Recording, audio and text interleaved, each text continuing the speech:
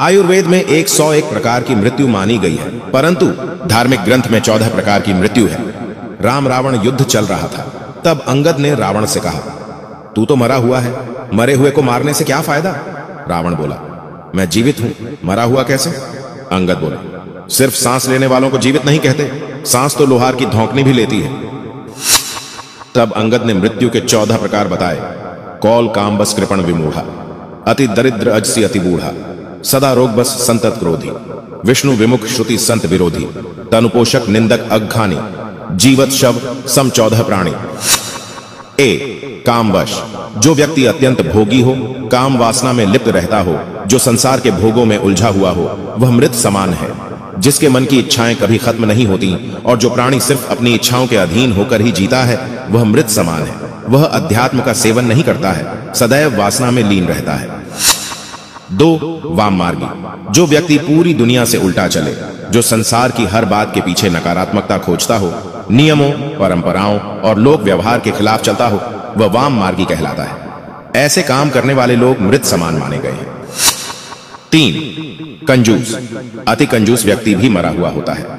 जो व्यक्ति धर्म कार्य करने में, आर्थिक रूप से किसी कल्याणकारी कार्य में हिस्सा लेने में हिचकता हो, दान करने से बचता हो, ऐसा आदमी भी मृतक समान ही है। 4 अति दरिद्र, गरीबी सबसे बड़ा श्राप है। जो व्यक्ति धन, आत्मविश्वास, सम्मान और साहस से हीन हो, वह भी मृत ही है। अत्यंत दरिद्र भी मरा हुआ है। गरीब आदमी को दुत्कारना नहीं चाहिए, क्योंकि वह पहले ही मरा हुआ होता है। दरिद्र नारायण मानकर उनकी मदद करनी चाहिए। 5 विमूढ़, अत्यंत मूढ़ यानी मूर्ख व्यक्ति भी मरा हुआ ही होता है। जिसके पास बुद्धि विवेक न हो, जो खुद निर्णय न ले सके, यानी हर काम को समझने या निर्णय लेने में किसी अन्य पर आश्रित हो, ऐसा व्यक्ति भी जीवित होते हुए मृतक समान ही है। मूढ़ अध्यात्म को नहीं समझता। 6 अजसी, जिस व्यक्ति को संसार में बदनामी मिली हुई है, वह भी मरा हुआ है। जो घर परिवार, कुटुंब, समाज, नगर, राष्ट्र किसी भी इकाई में सम्मान नहीं पाता, वह व्यक्ति भी मृत समान ही होता है। 7 सदा रोगवश, जो व्यक्ति निरंतर रोगी रहता है, वह भी मरा हुआ है। स्वस्थ शरीर के अभाव में मन विचलित रहता है, नकारात्मकता हावी हो जाती है, व्यक्ति मृत्यु की कामना में लग जाता है। जीवित होते हुए भी रोगी व्यक्ति जीवन के आनंद से वंचित रह जाता है। 8 अति बूढ़ा, अत्यंत वृद्ध व्यक्ति भी मृत समान होता है, क्योंकि वह अन्य लोगों पर आश्रित हो जाता है। शरीर और बुद्धि दोनों अक्षम हो जाते हैं। ऐसे में कई बार वह स्वयं और उसके परिजन ही उसकी मृत्यु की कामना करने लगते हैं, ताकि उसे इन कष्टों से मुक्ति मिल सके। 9 सतत क्रोधी, 24 घंटे क्रोध में रहने वाला व्यक्ति भी मृतक समान ही है। ऐसा व्यक्ति हर छोटी बड़ी बात पर क्रोध करता है। क्रोध के कारण मन और बुद्धि दोनों ही उसके नियंत्रण से बाहर होते हैं। जिस व्यक्ति का अपने मन और बुद्धि पर नियंत्रण न हो, वह जीवित होकर भी जीवित नहीं माना जाता। पूर्व जन्म के संस्कार लेकर यह जीव क्रोधी होता है। क्रोधी अनेक जीवों का घात करता है और नरकगामी होता है। 10 अघखानी, जो व्यक्ति पाप कर्मों से अर्जित धन से अपना और परिवार का पालन पोषण करता है, वह व्यक्ति भी मृत समान ही है। उसके साथ रहने वाले लोग भी उसी के समान हो जाते हैं। हमेशा मेहनत और ईमानदारी से कमाई करके ही धन प्राप्त करना चाहिए।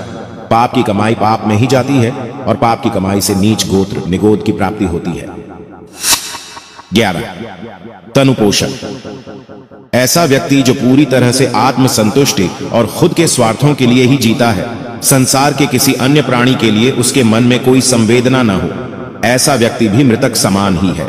जो लोग खाने पीने में, वाहनों में स्थान के लिए हर बात में सिर्फ यही सोचते हैं कि सारी चीजें पहले हमें ही मिल जाएं, बाकी किसी अन्य को मिले न मिले, वे मृत समान होते हैं। ऐसे लोग समाज और राष्ट्र के लिए अनुपयोगी होते हैं। शरीर को अपना मानकर उसमें रत रहना मूर्खता है, क्योंकि यह शरीर विनाशी है, नष्ट होने वाला है।